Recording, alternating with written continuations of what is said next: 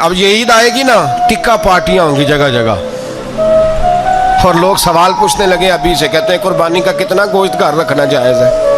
قربانی کا کتنا گوشت گھر رکھنا جائز ہے؟ سارا ہی جی اس لیے فریزر لے لے، فریج سے نہیں کام چلے گا، سارا ہی جہاز گھر رکھنا سارا ہی جائز ہے، رکھ لیں۔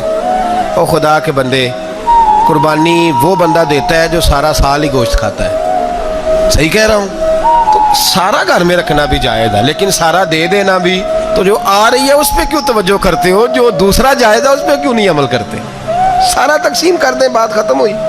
یقین کریں، محرم میں جا کے دوست ٹیلی فون کر کے سوال پوچھتے ہیں، کہتے ہیں صاحب سنا ہے قربانی کا گوشت محرم میں کھانا جائز نہیں۔ میں کہ نہیں، ربیع الاول چ بھی جائز جی، رجب رمضان تک کھاؤ، کوئی بندہ نہیں منع کرتا، اس لیے کہ کسی کو دینا تو پسند ہی نہیں، یا پھر اس میں سے جو خاص چیزیں ہیں وہ اپنی فریج میں، اور باقی جو ہے وہ دوسروں کے لیے۔ یہ کیا